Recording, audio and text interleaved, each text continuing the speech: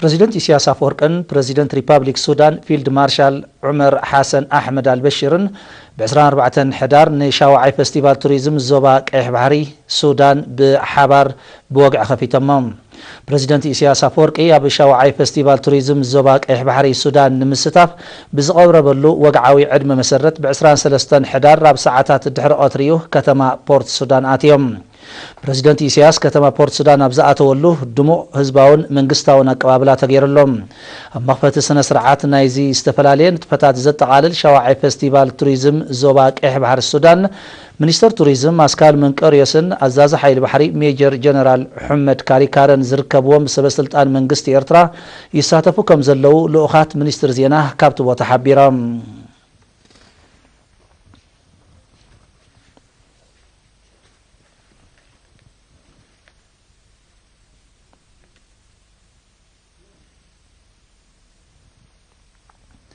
سرحتنياتات بزنطفو لعاودي عقممن بقعاتومن أبريخم أدمعنتهم كب نخبلو ببقوانو لعلا استواصو زلوهم سلطناتاتي وهابيو كما أتصلتنا يزرما منستر نقدين اندسترين بقعات عقم سبو أب أهقراوي نقدي نممعبال زحقز سلطنا هيبلو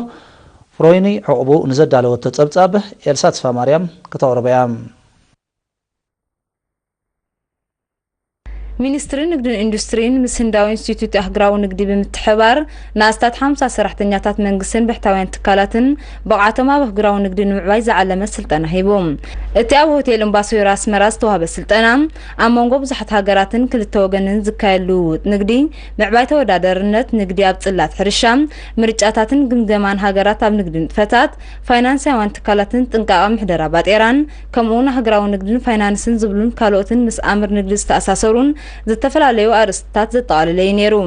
ሚኒስተር ንግድን ኢንዱስትሪን ኣቶ ስቲፋኖስ ሃብታብ ዘስምዖ ቃል ዕላማት ስልጠና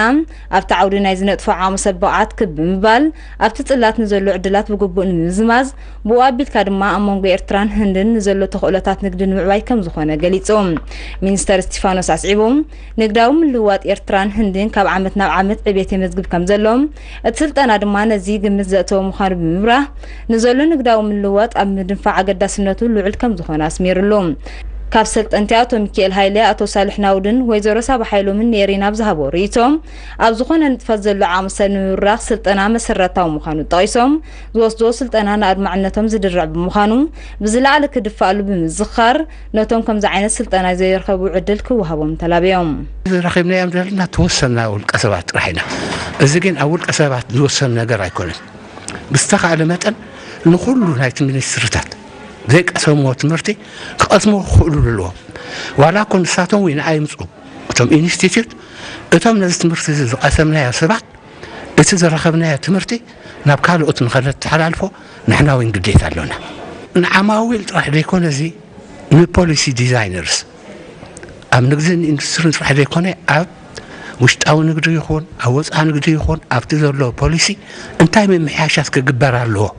أو إذا تقرأ ስለዚህ ዝነበረና ፖሊሲ ንፈልጦ ኢና ምዝ ቀሰምና ትምህርት ኣናጣጢርና ብኸመይ ናማሓሾ ብኸመይ ንልውጦ ዘኽእለና ትምህርቲ ስለረኸብና ኣብ ኣገልግሎት ዓብ ለውጢ ኸሪእና ብጣዕሚ ኣገዳስን ኣብ ስራሕና እውን ብዙሕ ለውጢ ክነምፃሉ ንኽእል ዓይነት እዩ ዝሓስብ ካብ ስልጠና እዚ ከመይ ጌርና እቲ ናይ ዘለና ናይ ወፃኢ ንግዲ ኣፍልጦ ንኸነማዕብል ዝሕግዝ ዓይነት ኮይኑ ረኺበዮ ብጣዕሚ ኣገዳሲ እዩ ኣብ ስራሕናስ كأنا معولنا خلال عينة تأشمي إلى إذا حسب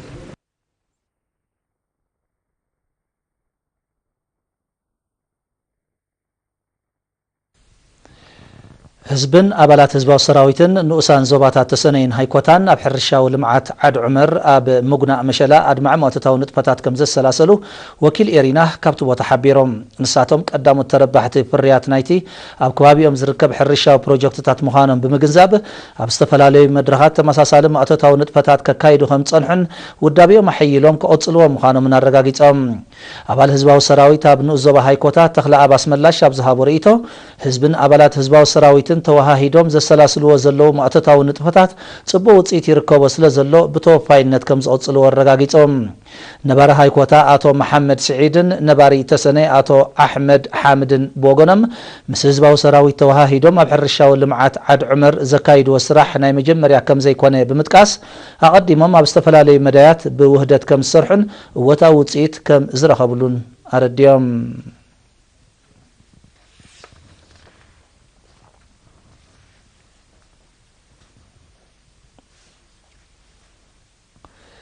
ነበርቲ ምምሕዳራት ከባቢ ሕርኮኽ ንኡስ ዞባ መንሱራ ውዳቢኦም ብምሕያል ዝሰብሐ ማእተታዊ ንጥፈታት ንምስልሳል ድልዋት ከም ዝኾኑ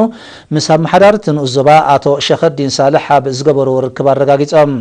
አቶ ሸኸዲን ብወገኑ ነበርቲ ንኡስ ዞባ ዘካይድዎ ማእተታዊ ንጥፈታት ምዕቃብ ሓመድን ማይን ከምኡውን ምውሓስ ጥዕና ኣከባቢ ኣብ ምርግጋጽ ውሕስነት ምግብን ጥዕና ሕብረተሰብን ልዑል ተራ ይጻወት ከም ዘሎ ብምሕባር ዝውጠኑ መደባት ንምዕዋት ተሳታፍነቶም ከዛይዱ ኣዘኻኺሮም ነበርቲ ተዋዲዶም ንዘለው ትካላት ማሕበራዊ ኣገልግሎት ኣብ ምጥቃም ጥራይ ከይተሓጽሩ ቀጻልነቶም ኣብ ምውሓስን ዝጎደልዎም ኣብ ምምላእን ክነጥፉን ብምልባው ኣመሓደርቲ ከባብን ኣነባበርቲ ዓድን ህዝቢ ኣብ ምውዳብን መደባት መንግስቲ ኣብ ምሕባርን ኣብ ምምራሕን ብንጥፈት ክዓዩ ጸዊዖም ተሳተፍቲ ብወገኖም ዝውጠኑ ልምዓታዊ መደባት ንምዕዋት ውዳቢኦም ክሕይሉ ምዃኖም ብምርግጋጽ ወደብቲ ኣካላት ብትግሃት ክሰርሑን ኣብ ምምሕዳር ከባቢኦም ዘሎ ሽግር ስተማይ ቆላሕታ ክገብሩሉን ተላብዮም ሕርኮኽ ኣብ መስመር ሓጋዝ መንሱራ ዝተደኮነት ምምሕዳር ከባቢያ ነበርቲ ከተማታት ጊንዳዕን ሰገነይትን ጽሬት ከባቢኦም ንምውሓስ ጻዕርታት ከካይድ ምዃኖም ገሊጾም ኣብ ጊንዳዕ ንጽሬት ብዝምልከት ኣብ ዝተኻየደ ኣኼባ እቶም ነበርቲ ሰብ ሞያ ጥዕናን ነበርትን ዝርከብዋ ንዝያዳ ዕውት ስራሕን ውህድ ጻዕርን እተገልግሎም ሽማግለ ብምቋም ነቲ መደብ ኣብ ምዕዋት ሓቢሮም ክሰርሑ ምዃኖም ኣረጋጊጾም ማሕዳር ንኡስ ዞባ ጊንዳዕ አቶ ዑመር ይሕያ ሓጂ ኣብ ዝሃቦ መብርሂ ብፍላይ ነበርቲ ምምሕዳር ከባቢ ባዶ ሓደ ኣብ ከባቢ ዞባዊ መወከሶ ሆስፒታልን ቤት ትምህርቲ ተሓጋገዝቲ ነርስን ስለ ዝርከቡ ብሰንኪ ጉድለት ጽሬት ከባቢ ጥዕና ክመጽእ ንዝኽእል ሳዕሜናት ብምግንዛብ ኣብ ምክልኻሉ ዝያዳ ካልኦት ምምሕዳራት ከባቢ ሓላፍነት ከም ዘለዎም ኣነጺሮም ሓላፊ ቤት ትምህርቲ ተሓጋገዝቲ ነርስ አቶ ሚካኤል ጃህራይ ድማ ወለዲ ጽሬት ከባቢኦም ብምውሓስ ጥዕንኦም ከረጋግጹ ተላብዮም እዚ ከምዚ ኢሉ እንከሎ ኣብ ከተማ ሰገነይቲ ነበርትን ሰራሕተኛታት መንግስትን ኣድማዕ ወፈራ ጽሬት ኣካይዶም አቶ አንጎሶም እምባየን አቶ ሃይለ ሚካኤል ዓንደ ማርያምን ኣብ ዝሃብዎ ርእይቶ ከባቢኦም ብጽሬት ንምሓዝ ዘካይድዎ ዕማም ብርስሓት ካብ ዝመሓላለፉ ሕማማት ንምድሓን ኣገዳሲ ምዃኑ ጠቒሶም ህዝቢ ፈቐድኡ ካብ ምጉሓፍ ክጥንቀቕ ተላብዮም ሓላፊ ልምዓት ከተማ ሰገነይቲ አቶ ክፍለ መንግስት ድማ ኣብ ከተማ ሰገነይቲ ዝርከባ ሰለስተ ምምሕዳራት ከባብን ሰራሕተኛታት መንግስትን ተዋሃሂዶም ንዘሰላስልዎ ወፈራዊ ጽሬት ብምስጋን እቲ መደብ ኣብ 3 ወርሒ ብዝተወደበ መልክዕ ክስራሐሉ መደብ ከም ዘሎ ሓቢሮም ሎም ሰንበት 24 ሕዳር ኣብ ከተማ ኪጋሊ ብዝተኻየደ ውድድር ዝተዛዘመ ዙር ሩዋንዳ 2013 ክለብ ኣስቤኮ ቀዳማይ ደረጃ ክትሕዝ እንከላ ኤርትራዊ ኣባል ክለብ ኣስቤኮ መትከል ኢዮብ ድማ ሳልሳይ ደረጃ ብምሓዝ ውድድሮም ዛዚሞም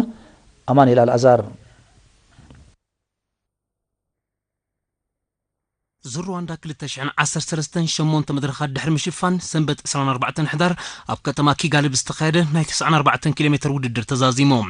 ኣብዚ 16 ጋንታ ዝተሳተፎ ናይ ሎም ዓመት ውድድር ደቡብ ኣፍሪቃዊ ኣባል ሃገራዊ ጋንታ ደቡብ ኣፍሪቃ ዳይላን ዕውት ውድድር ብምዃን ቢጫ ማልያ ተሸሊሞም ነዚ ተቀዳዳማይ ተኸቲሉ ወደ ሃገሩ ኣባል ክለብ ኤምቲኤን ኣብ ውድድር ዓለም ለኻዊ ቅድድም ብሽክለታ 2013 ካልኣይ ደረጃ ዝሓዘ ሜንት ጆስ ሉዊስ ካልኣይ ኤርትራዊ ኣባል ክለብ ኣስፔኮ መትከል ኢዮብ ድማ ካብ መራሒ ዳይላን 2 ደቂቕን 10 ካልኢትን ድሒሩ ሳልሳይ ደረጃ ሒዞም ኣብዚ ውድድር ብሓሙሽተ ተቀዳድምቲ ዝተሳተፈት ኤርትራዊት ክለብ ኣስፔኮ ቀዳማይ ደረጃ ብምሓዛ ተሸላሚት ክትከውን እንከላ ኩሎም ተቀዳድምቲ ፍሉይ ሰማያዊ ናይ ክብሪ ማልያ ለቢሶም ክለብ ኣስፔኮ ነታ ኣብ ኣህጉርና እንኮ ፕሮፌሽናል ዝኾነ ደቡብ ኣፍሪቃዊት ክለብ ኤምቲኤን ረቲዓ ቀዳማይ ደረጃ ክትሕዝ ብምኽኣላ ካብ ሕብረተሰብ ቅድድም ብሽክለታ ኣፍሪቃ ልዑል ኣድናቆት ኣትሪፋላ ኣብዛ ጋንታ ብዘይካ በረኸት የማነ ዝተረፉ 4 ተቀዳድምቲ ክለብ ኣስፔኮ ኣሮን መትከል ብርሃንን ኣማኒኤልን ናይ ትሕቲ ዕድመ ተቀዳድምቲ ክነሶም ነዝረዚን ዓወት ምምዝጋቦም ክብሪ ይግብኦም ይክብላ ጋዜጣታት ሩዋንዳ ኣብ ዓምድታተን ምስፋር ጀሚረን ኣለዋ ኣሰልጣኒ ክለብ አስፔኮ ሳምሶም ሰሎሞን ኣብ 2010 ንሃገራዊት ጋንታ ኤርትራ ሒዙ ኣብዚ ውድድር ደሚቁ ምንባሩ ዝዝከር ኮይኑ ኣብቲ እዋን ዳንኤል ተክለ ሃይማኖት ተዓዋቲ ቢጫ ማልያ ናትናኤል ብርሃነ ኣንበሳ ዓቀብ ሃገራዊት ጋንታ ኤርትራ ድማ ተሸላሚት ናይ ጋንታ ውድድር ክትከውን ኣኽኢልዋ ምንባሩ ይዝከር ሳምሶም ሰሎሞን ሕጂ ድማ ንክለብ አስፔኮ ደጊሙ ክብሪ ክትላበስ ብምኽኣሉ ኣብ ውድድር ሩዋንዳ ላዕለዋይ ኢድ ዝሓዘ ኣሰልጣኒ ክኸውን በቂዕሎም ወዲ 10 ዓመት ተቀዳዳማይ ክለብ አስፔኮ መትከል ኢዮብ ንውድድር አንበሳ ዓቀብ ብገፊሕ ነጥቢ ብምዕዋት ጻዕዳ ቀያሕ ነጥብጣብ ማልያ ክለብስ በቂዕዩ ቅድሚ ሕጂ ናትናኤል ብርሃነ ነዛ ማልያ በቂዕዋ ምንባሩ ድማ ይዝከር ክለብ አስፔኮ ካብ ዘሰለፈቶም 5 ተቀዳድምቲ እቶም 3 ምስ ላዕለዎት 10 ተቀዳድምቲ ክዛዝሙ ብምኽኣሎም ካልእ ክብሪ እዩ መትከል ኢዮብ ሳልሳይ ኣሮን ደብረጽዮን ሓምሻይ በረኸት የማነ ድማ ሻምናይ ተርታ ብምሓዝ አስፔኮ ንውህሉል ግዜ ክትዕወተሉ መሪሕ ተራ ተጻዊቶም ኣለዉ ኣሰልጣኒ ክለብ አስፔኮ አቶ ሳምሶም ሰሎሞን ካብ ሩዋንዳ ኣብ ዝሃቦ መግለጺ ኣካየት ዝውድድር ንክለብ አስፔኮ ዓመታዊ ኣብቲ ውድድር ክትሳተፍ ናይ ክብሪ ዕድምቲ ክገብርዋ ድሌት ከም ዘለዎም ምግላጾም ሓቢሮም